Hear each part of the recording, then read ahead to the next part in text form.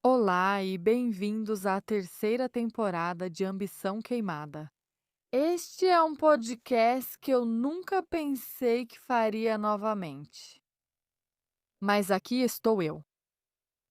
Meu nome é Tânia Meisenbach e no dia 18 de dezembro de 2018, meu futuro ex-marido me incendiou. Eu sobrevivi, mas acreditei que tinha sido um acidente quando acordei do coma.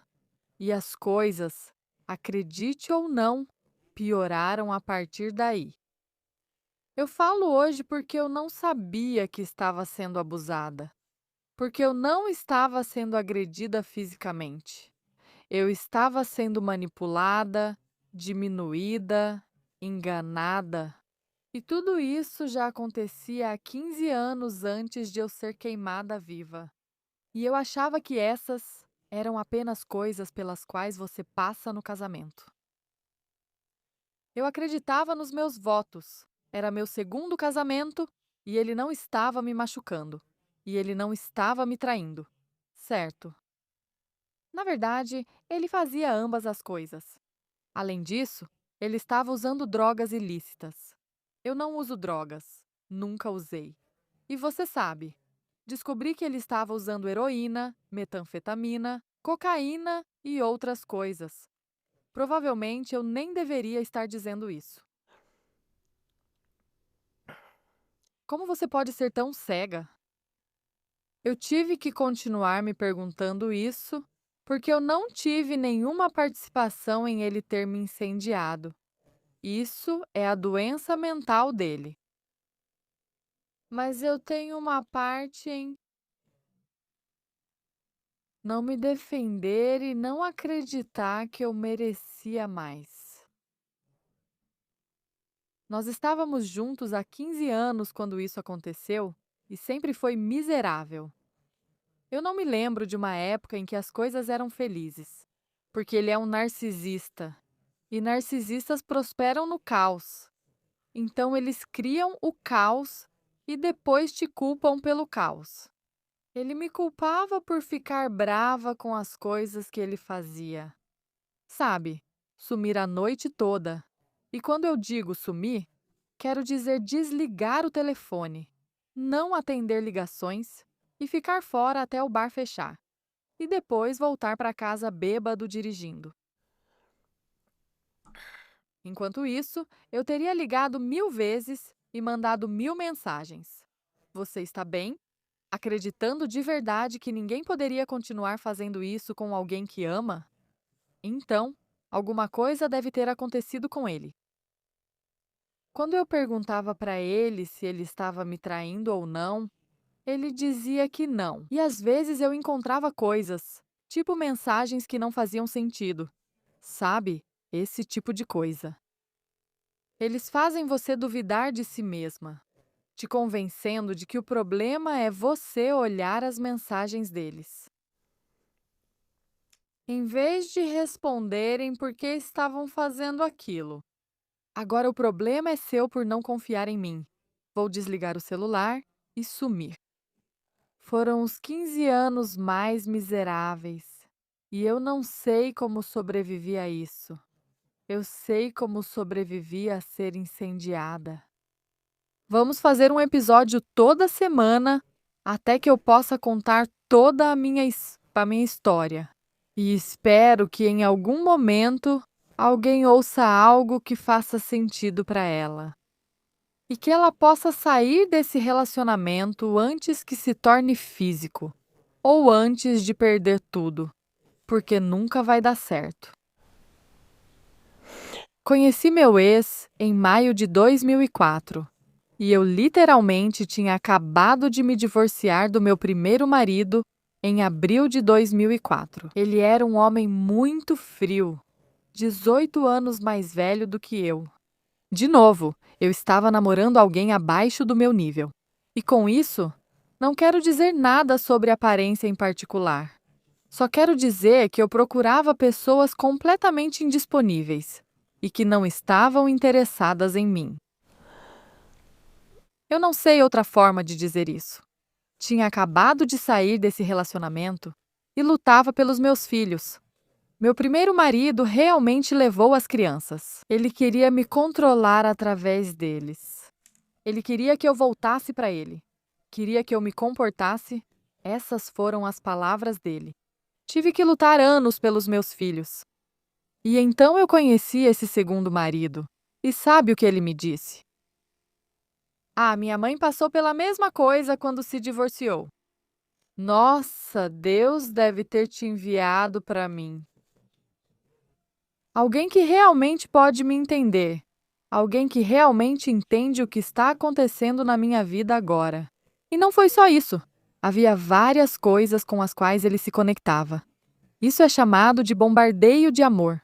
Eles dizem te amar muito e nunca conheceram alguém como você. A vida deles não começou até te conhecerem. Ele dizia isso o tempo todo. Eu não consigo lembrar como era a vida antes de te conhecer. Mas ao mesmo tempo, ele sumia ou ia fazer seja lá o que fosse que ele fazia. Eu tenho muitas preocupações por causa de todas as vezes que ele sumiu, agora sabendo que ele é realmente um agressor sexual. O que ele estava fazendo? Ele não está no registro na Geórgia, mas está na Flórida. O que ele fazia ao desaparecer? Feriu mais alguém? Ele vai machucar mais alguém? Agora? Esse é outro motivo pelo qual eu falo sobre isso. Eu não sou responsável pelo que um sociopata adulto faz. Mas se eu não falar sobre o que eu sei e algo acontecer, eu nunca me perdoaria. Só não sei se eu conseguiria conviver comigo mesma. Ainda é difícil. E levou anos para minha mente aceitar que não há como isso ter sido um acidente. E então deixar as memórias virem e conversar sobre elas com minha terapeuta na época. E eu perguntei para ela, sabe, isso é real? Isso pode ser real? E ela disse, sim, é real. E eu acho que ela já sabia. A história não faz sentido. A polícia nem sequer o interrogou, mas a história definitivamente não faz sentido. Eu acho que muitas pessoas tomaram para si mesmas o direito de assumir o que eu sabia, o que eu não sabia, no que eu acreditava. E depois colocaram a culpa em mim. E eu estou aqui para te dizer, se você está ouvindo esse podcast, venha até mim e me diga. De alguma forma, a culpa é minha, por eu ter sido incendiada. Ou um daqueles caras que diz, bem, você ficou. Não, ninguém fica com um monstro. As pessoas ficam com a promessa de quem elas acreditam que aquela pessoa é. Então, ao acordar do coma, foi difícil para mim. Ainda é difícil para mim entender que alguém com quem dormi por 15 anos poderia me incendiar e tentar me matar, porque eu não conseguiria fazer isso com alguém. Eu tinha o que eu achava que era tudo. Nós tínhamos o negócio, podíamos viajar, meus filhos. Eles já eram adultos, tinham ido para a faculdade, não tinham dívidas estudantis. Eu realizei as coisas que queria realizar, que era criá-los e fazer isso. E então eu deveria começar a viajar quando completasse 50 anos. Isso estava logo ali. Eu tinha 45 anos quando ele fez isso. Para encerrar este episódio, vou contar um pouco do que aconteceu naquela noite. Estávamos discutindo há semanas. Tínhamos ido de férias para os Alpes franceses em novembro de 2018. Renovávamos nossos votos. Ficamos fora por 10 dias e na última noite ele literalmente começa uma briga e depois sai andando pelas ruas de Genebra. Na Suíça, ele me deixa sozinha e vai procurar algum tipo de rave maluca. Fica fora até 3 ou 4 da manhã. Não atende o telefone. Volta sem o terno, sem o paletó, sem os óculos. Foi ridículo. Estamos de férias, literalmente renovamos nossos votos 2 dias antes. Eu fiquei furiosa e, no começo, nem lembrava. Mas ainda tenho a mensagem que mostra. Nas semanas seguintes, continuei furiosa e ele não estava acostumado com isso. Normalmente, ele conseguia se explicar, me encher de carinho bem fácil, e eu simplesmente ficava tipo, tá bom. A gente estava discutindo há semanas. Tínhamos viajado de férias para os Alpes franceses em novembro de 2018. Renovávamos nossos votos.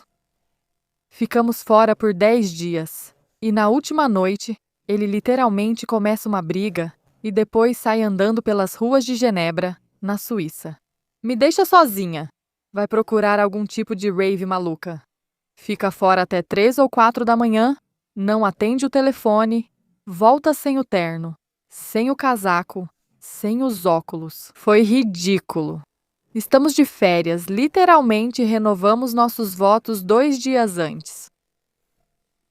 Eu fiquei furiosa e não me lembrei na hora, mas ainda tenho a mensagem que mostra. Nas semanas seguintes, eu continuei furiosa. E ele não estava acostumado com isso. Normalmente, ele conseguia se explicar, me encher de elogios, e eu simplesmente dizia: tá bom, deixa pra lá. Mas chegou a um ponto em que o retorno dele já não acalmava mais a minha alma. Também aconteceu que meus 2 filhos tinham acabado de sair de casa. Minha filha tinha se mudado algumas semanas antes. Então, as mensagens nas semanas seguintes, depois que voltamos daquela viagem, eram basicamente eu dizendo para ele: pega aquele telefone, seja lá qual for o seu telefone reserva. Você me entrega isso, os registros e começa a contar a verdade. Mensagens indo e voltando. E você sabe o que ele me disse? O que ele ficava me dizendo? Eu achei que agora ia ser diferente. Porque veja, o problema nunca foi a ação dele. Sempre foi a minha reação, na cabeça dele. Por que você fica tão brava? Você só grita e berra? É por isso que ninguém te conta nada. Não, eu não grito e berro quando as pessoas me contam as coisas. A menos que seja algo horrível que você fez no nosso casamento. E eu posso gritar, posso responder do jeito que eu quiser. Você também pode? Se você está lidando com alguém que julga a sua reação às ações dela, vá embora agora. Ninguém pode te machucar e ditar como você deve sentir dor. É isso que ele segue dizendo nessas semanas anteriores. E então, no dia 16 de dezembro de 2018, ele não voltou para casa. Naquela noite, eu disse para ele não voltar, ou seja lá o que tenha acontecido, porque eu tinha desligado meu celular. Fiquei em casa bebendo vinho sozinha. E então, no dia seguinte, acho que ainda estávamos discutindo. Isso foi no dia 17 de dezembro naquela noite. Ele disse: eu estou indo para casa, tipo meia-noite. Por volta da meia-noite do dia 17 de dezembro, eu estou indo para casa. Eu não vou passar mais uma noite sem você, amor. O que provavelmente significa, tipo, o jeito dele. A namorada viciada dele foi embora, ou ele não podia pagar uma prostituta. Então voltou para casa. E não deu certo. Eu não perdoei, eu não deixei para lá. Quando você está olhando para a mensagem, acordei na manhã seguinte. Continuei fazendo a mesma coisa. Continuei confrontando ele pelas mentiras dele. E isso deixou ele tão frustrado. Acho que foi isso que levou a tudo isso. Porque ele chegou em casa naquela noite. Mandei uma mensagem para ele às 17h43 e era uma mensagem discutindo com ele. Ele chegou em casa logo depois, e às 20h09, eu estava pegando fogo. Foi quando a ligação para o 911 foi feita. Faltou investigação ali, né? Ninguém pediu para ver o telefone ou saber o que estava rolando, mas sabe, ao mesmo tempo eu acordei e acreditei nas mentiras dele. Sabe, hoje em dia eu nunca acreditaria. Mas você sabe como é. Quando a gente percebe, tem que se perdoar por isso. Enquanto conversávamos lá fora, sentávamos perto da lareira porque ele é fascinado por fogo. Se conhece ele, não fique perto de uma lareira. Ele faz fogo de qualquer jeito. E deixa eu te contar por quê. Porque narcisistas têm uma ferida materna terrível. E eles têm mães narcisistas terríveis. E a mãe dele colocou fogo em uma casa enquanto estava passando pelo divórcio com o pai dele. Por ser fraude de seguro, isso já diz muito sobre a família. Por fraude de seguro. Para conseguir o dinheiro, ela incendiou uma casa que possuía. Foi pega, foi condenada. E lá estava ele. Com isso, algum tipo de ferida materna por causa disso. Eu realmente não sei. Eu não consigo explicar o quanto ele é perturbado, mas ele tem uma fascinação por fogo. Acredito que ele pensava que eu não o perdoaria, pois já se passaram 3 semanas e eu não cedia, além das crianças terem saído de casa. E eu tinha tirado minha licença de corretora de imóveis. Eu tinha minha placa nos quintais. Eu tinha conseguido imóveis para vender. Eu tinha conseguido compradores. E eu acho que ele se sentiu ameaçado. E eu nem sabia que deveria ter medo. Eu nunca teria pensado que esse homem iria me machucar. Não daquele jeito. Mas ele já vinha me machucando há 15 anos. Só que não fisicamente. Mas ele nunca teve problema em me machucar. Então a gente ia cozinhar naquela noite. E eu ia colocar um bife na grelha. De repente, eu estou pegando fogo. Ele ainda espirrava fluido de isqueiro. Então achei que foi um acidente. Mas as lembranças dele me perseguindo estão voltando. Enquanto eu fugia do fogo, me perseguindo. Espirrando fluido de isqueiro atrás de mim nesse cabelo comprido, eu estava usando e ele espirrando fluido de isqueiro. E então ele pegou esse zipo. Era vermelho, era a bandeira da Suíça. A gente tinha acabado de comprar na Suíça. Vermelho com a cruz branca. Ele acendeu e jogou em mim enquanto eu gritava: "Não!". E a partir desse momento, tudo passou a ser sobre sobrevivência. Virou sobrevivência. Naquele momento, o que quer que estivesse acontecendo não importava. Como eu vou sobreviver? E agora eu consigo lembrar de pensar: é assim que eu morri. Eu fui assassinada.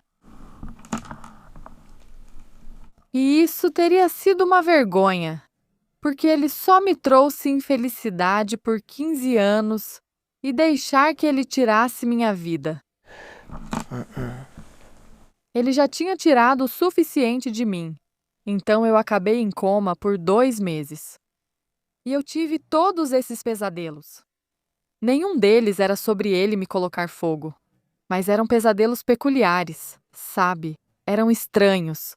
E eu me lembro deles, eram perturbadores. E então, eu acordei com esse homem beijando meu rosto, me dizendo o quanto me amava, como eu era forte. Você conseguiu, querida. Você conseguiu. E então ele continuou ficando comigo a cada segundo do dia. Fiquei 6 meses no hospital. Ele nunca foi para casa. Talvez só algumas vezes, mas nunca por muito tempo.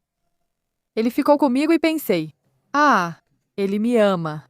Mas não, ele só quer garantir que ninguém fale comigo ou que eu não diga nada. Nos filmes, você acorda do coma e a polícia está lá para te interrogar. Mas isso não aconteceu no meu caso. Eu acordei. Era só ele e meus filhos. E eu fiquei tão grata de vê-los. A polícia tinha encerrado o caso na noite em que eu fui queimada. Eles tinham anotado: aquela esposa tem queimaduras de 3º grau no rosto e no tronco, compatíveis com um estouro de chamas. Um estouro de chamas que iria queimar o combustível. Mulheres não importam. Eu não vou generalizar, mas no sistema jurídico pode ser muito difícil. A polícia geralmente não tem empatia pela mulher, e sim pelo homem. Quando eles chegaram lá, eu estava muito queimada. E estavam cuidando de mim, eu nunca fui questionada. Só ele. E então, eu fiquei em coma naquele hospital, com uma pequena queimadura, na UTI, com a única pessoa neste mundo, provavelmente que queria me matar. E de alguma forma eu sobrevivi. Agora vou contar minha bela história. E eu ainda sinto um pouco de raiva às vezes, quando falo sobre isso, quando tenho lembranças disso. Mas eu vou contar essa história e vou contar ela completamente. E eu vou esperar salvar alguém, e também vou esperar trazer o karma e a justiça dele. É isso. Esse foi o primeiro episódio da terceira temporada de Ambição Queimada.